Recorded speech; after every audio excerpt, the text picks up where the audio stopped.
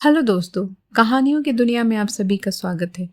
आज हम सुनेंगे मालती जोशी जी द्वारा लिखित एक कहानी, उसने नहीं कहा। तो चलिए सुनते हैं इस कहानी को। वह नहाकर निकला ही था कि शोभा ने कहा, जरा बाहर जाकर तो देखिए। क्या है? उसने बेजारी से पूछा, पर अपनी उत्सुकता को रोक न सका। गीले बालों को तौलिए से रगड़ता हुआ बरामदे में आ खड़ा हुआ। देखने को वहां कुछ भी तो नहीं था। अपने पीछे चली आई शोभा पर वह बरसने ही वाला था कि उसने कहा, जरा बाहर तो देखिए बाबूजी को। इस बार उसने देखा, दरवाजे पर एक ठेला खड़ा है और बाबूजी उसे पैसे दे रहे हैं। इससे पहले कि वह शोभा को अच्छी चुभती सी बात कहता, बाबूजी 3-4 पुड़िया बगल में समेटे गेट बंद करने की कोशिश कर रहे थे। यह क्या ले लिया बाबूजी? उसने आगे बढ़कर फाटक बंद करते हुए पूछा। कुछ नहीं, थोड़ा सा नमकीन।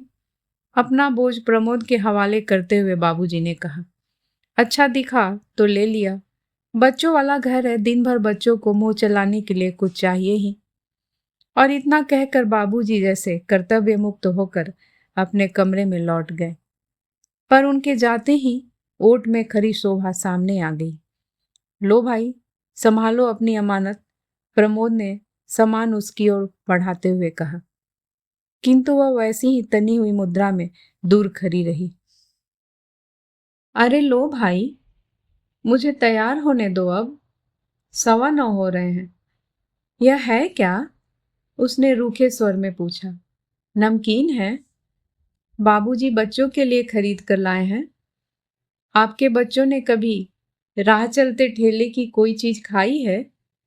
ठीक है भाई, पर मैं बाबूजी से तो यह सब कह नहीं सकता ना।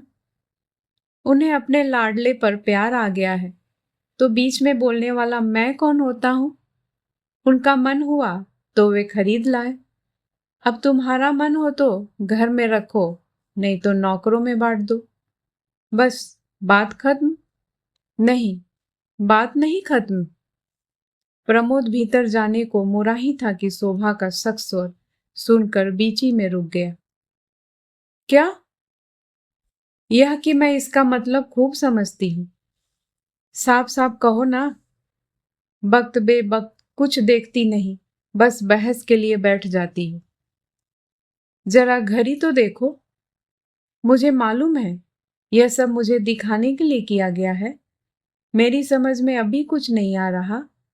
ठीक से बताओ।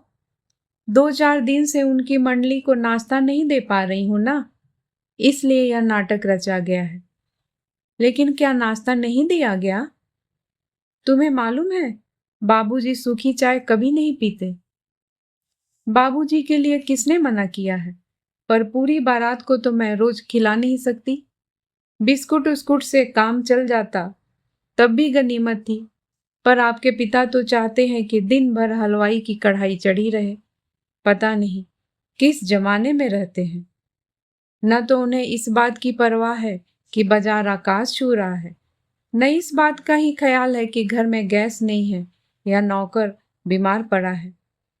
मजबूर है बेचारे। माँ ने ऐसी शाही आदतें डाल दी है। अब भला इस उम्र में छूटेगी वे? पर शोभा को तसल्ली नहीं हुई। खाने की मेज पर भी उसका भुनभुनाना जारी रहा। आखिर तंग आकर प्रमोद बोला, अच्छे भले पड़े थे गांव में, तुम्हें ही शौक चढ़ा था बुलाने का। अब क्यों रोती हो? हम लोगों के होते हुए वहां उनका अकेले रहना क्या अच्छा लगता है? आखिर संतान किस दिन के लिए होती है? शोभा ने बुजुर्गाना लहजे में कहा। जब इतनी समझदार हो तो सहना भी सीखो। तुमने क्या सोचा था कि बाबूजी आएंगे तो मोम के गुड्डे की तरह कमरे में बैठे रहेंगे? मैं क्या पागल हूं? बल्कि मैंने तो सोचा था कि घर में बड़े बुजुर्ग के रहने से एक दबदबा सा रहेगा। बच्चों पर कुछ अच्छे संस्कार होंगे। आपके टूर पर चले जाने के बाद अकेला सा नहीं लगेगा। कभी कभार सिनेमा या क्लब जाते समय बच्चों को निश्चिंत होकर छोड़ा जा सकेगा। तुम्हारी यह सारी ख्वाहिशें पूरी नहीं हो रही है? फिर जरा सी बात का बतंगड़ क्यों बना लेती हो? जरा सब्र से काम लेना सीखो। कहने को प्रमोद कह गया, पर जानता था कि अब मेज पर बैठना खतरे से खाली नहीं है। शोभा अगर शुरू हो गई तो दफ्तर के लिए लेट करवा कर ही छोड़ेगी।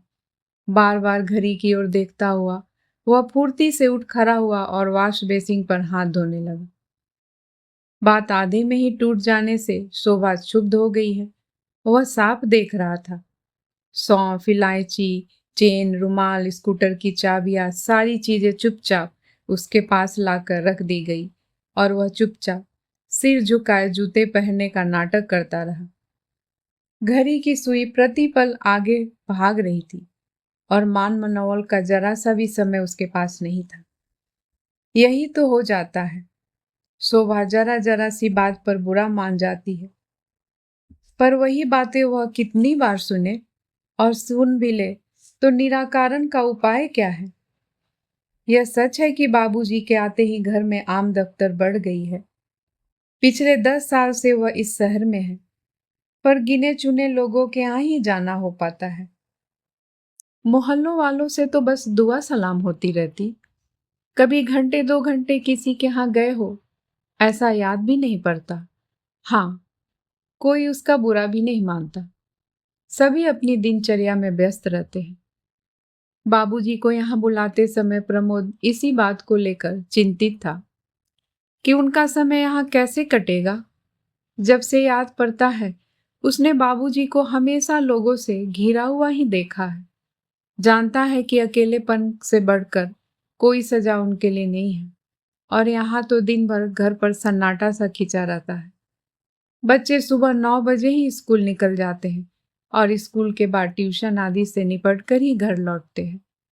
वह भी 10 बजे का गया 6 बजे तक लौट पाता है। इतनी देर बाबूजी घर में क्या करेंगे? लाइब्रेरी की किताबें भी आखिर कोई कितना पढ़ेगा?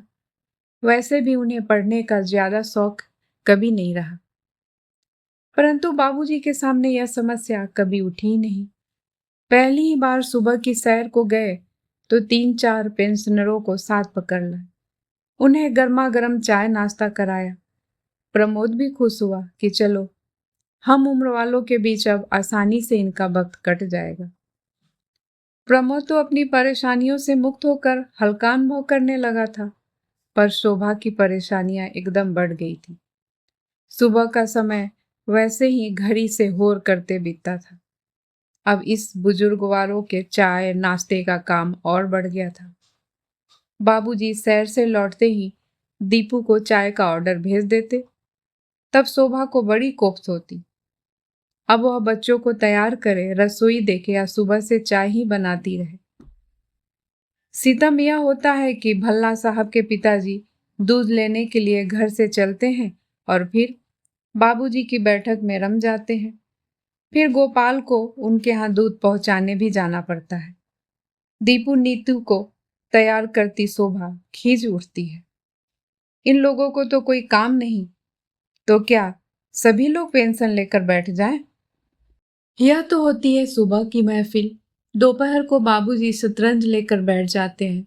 2-4 खेलने वाले और 2-4 देखने वाले ही जुट जाते हैं। 5 बजे तक चाय और शरबत के 2-4 दौर हो जाते हैं। इस समय बाबूजी की इच्छा होती है कि घर का बना कोई गर्मा गर्म नाश्ता भी परोसा जाए। फिर बाबूजी इशारा करके मेहमानों को खिलाते जाते हैं और बहू की तारीफ भी करते जाते हैं। पहले शोभा इस प्रशंसा से बड़ी पुलकित होती थी, पर अब उसे कोफ्त होने लगती है। शाम को मिश्रा जी के बड़े भाई साहब प्रीति को डांस क्लास में छोड़ने के लिए घर से निकलते हैं। प्रीति को अकेले जाते डर भी लगता है और ताऊ जी के साथ जाते शर्म भी आती है। वह यहाँ तो साथ आ जाती है, फिर नारंग साहब की ज्योति के साथ आगे बढ़ लेती है। घर वापस लौटने की बजाय ताऊ जी बाबूजी के पास बैठकर तो भतीजी की प्रतीक्षा करते ही हैं और नई सभ्यता को कोसते रहते हैं। चाय उनके लिए भी बनती ही है। अपनी पूरी की पूरी पेंशन बाबूजी प्रमोद के हाथ में पकड़ा देते हैं, तो यह संकोच से गड़ जाता है। पर शोभा भुनभुनाती रहती है। 150 रुपए पकड़ा देते हैं तो सोचते हैं जग जीत लिया। जरा बाजार जाकर पता करें तो गस्त आ जाए। परेशान हो उठता है प्रमोद। पत्नी को कैसे समझाए कि जिंदगी भर यही तो कमाया है बाबूजी ने। जंगल में भी बैठ गए हैं तो 4 लोग आसपास जुट आए हैं, फिर यह तो इतना बड़ा शहर है। दिन भर बहुत बेचैन बना रहा प्रमोद। शोभा की परेशानी को वह समझ रहा था, पर माँ कैसे तालमेल बिठा लेती थी। माना कि ऐसी सर्पग्रासी महंगाई उन दिनों नहीं थी, पर आमदनी भी तो ज्यादा नहीं थी। फिर 4 बच्चों का साथ और ऐसा मजमेबाज पति, पर घर में कभी चकचक नहीं मची।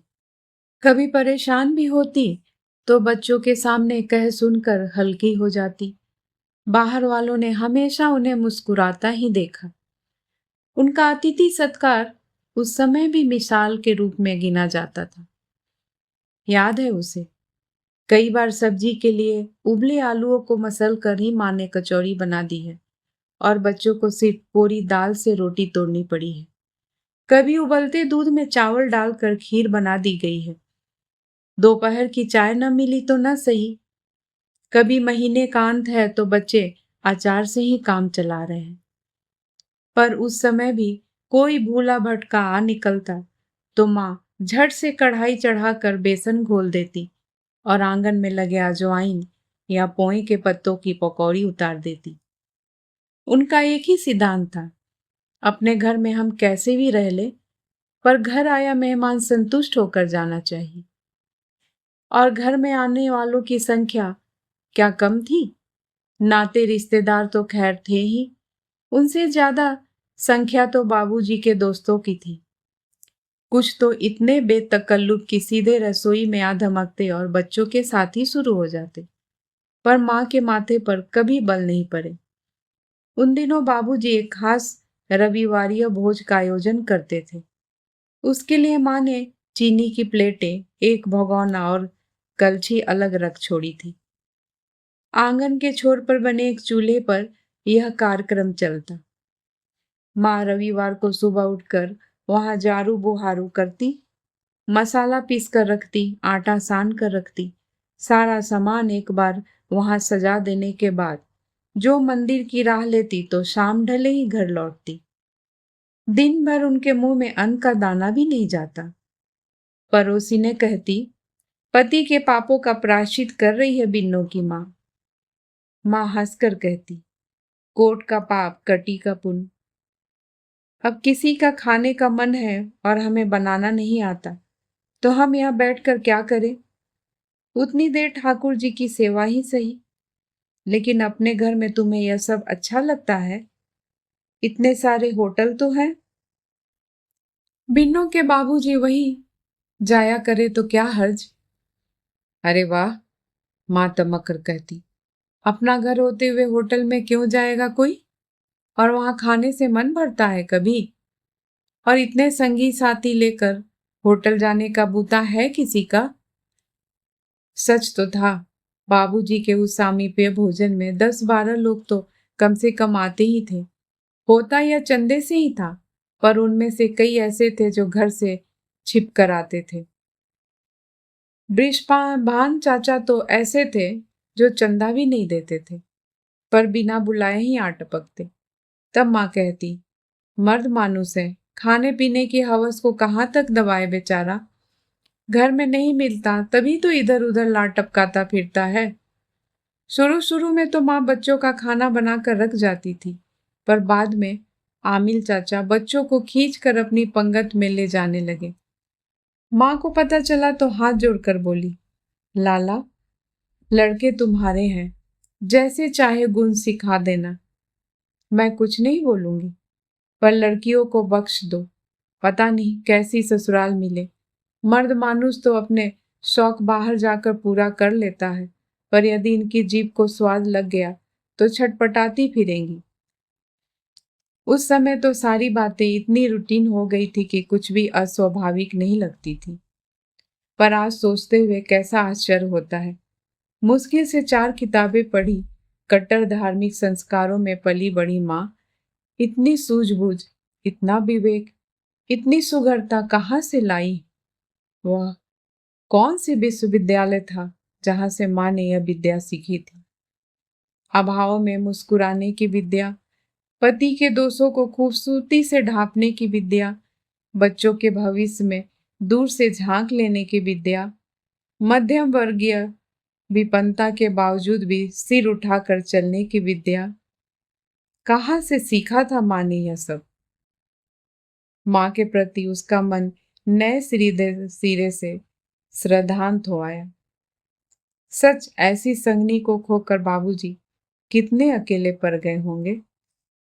पता नहीं उसके मन में कैसा ज्वार उमड़ा कि घर लौटते समय उसके स्कूटर की सामने वाली बास्केट तरह तरह के खाद्य पदार्थों की थैलियों से भरी हुई थी।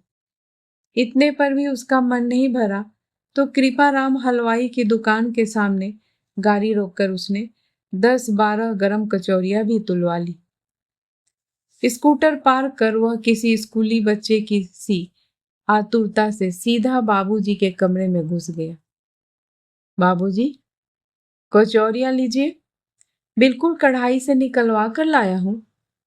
अपने यहाँ का मशहूर हलवाई है, आपके शहर की टक्कर का तो नहीं। बाबूजी विस्मित हो उसकी ओर देखते रहे, फिर धीरे से बोले, इतनी जल्दी क्या है बेटे, अंदर भिजवा दो, सब लोग साथ ही ले लेंगे। संकोच से गर गया वो। ठीक तो है, बाबूजी क्या ऐसे ही हाथ में लेकर खा लेंगे? अपनी उमंग में उसे याद ही न रहा कि शाम की चाय बाबूजी उसके साथ भी ले देते हैं। स्कूटर का सामान निकाल कर गोपाल अंदर ले जा रहा था कि उसने उसे आवाज दी। कचौरी का लिफाफा उसे पकड़ाते हुए बाकी सामान खुद ले लिया और अलमारी में एक एक सिरे से जमाने लगा। बाबूजी कुछ देर तो शांति से देखते रहे, फिर धीरे से बोले, यह क्या हो रहा है बेटे? जरा शहर तक निकल गया था, बड़ी फेमस दुकान है वहां, अग्रवाल नमकीन भंडार। सोचा यहाँ तक आया हूं तो कुछ लेता चलूं। यह कुछ है? तुम तो पूरी दुकान ही उठा लाया बेटे। तो क्या हुआ बाबूजी, यह खराब होने वाली चीज थोड़े ही है। तली हुई मूंग की दाल, ये बीकानेरी भुजिया, ये रतलामी सेव और ये तली हुई मूंगफलियां, इन्हें आजकल टेस्टी कहते हैं। ठीक है, बाबूजी ने उसे रोकते हुए कहा। अब ले आए हो तो ठीक है, पर यहाँ क्या नुमाइश लगा रहे हो? जाकर बहू को संभलवा दो। इसी प्रश्नों से प्रमोद बचना चाहता था। हकलाते हुए बोला, उधर के लिए भी लाया हूं, गाड़ी में पैकेट रखे हैं। इधर के लिए अलग से लाए हो क्यों? अक्सर आपके पास लोग बाग आते रहते हैं ना। तो बाबूजी का स्वर उनकी दृष्टि की तरह तीखा था। प्रमोद की सिट्टी पिट्टी गुम हुई जा रही थी। फिर भी हिम्मत करके बोला, दरअसल मैंने सोचा कि कभी आपको अंदर से मंगाते हुए संकोच लगे तो, मतलब यह कि वह बेवक्त कोई आ भी गया तो आप परेशान नहीं होंगे। तो बेटे एक काम और करो। जी? एक बिजली का चूल्हा और पतीली भी यहाँ रखवा दो। वे वक्त कोई आए तो मैं चाय भी बना लिया करूं। बाबूजी, आप समझ नहीं रहे हैं। मैं सब समझ रहा हूं बेटे, और एक बात तुम भी समझ लो कि मेरे पास जो भी लोग आते हैं वे खाते पीते घरों के शरीफ आदमी हैं। एक कप चाय अगर हम उन्हें पिलाते हैं तो उसमें अपने ही घर की इज्जत बढ़ती है, अपना ही बखान होता है। हम किसी पर कोई एहसान नहीं करते। मैं क्या यह सब समझता नहीं बाबूजी? इसी वातावरण में तो पलकर बड़ा हुआ हूं। पर होता क्या है कि कभी कभी कोई प्रॉब्लम आ जाती है तो लेडीज परेशान हो जाती है, इसलिए कह रहा था। हाँ बेटे, यह बात तूने ठीक कही।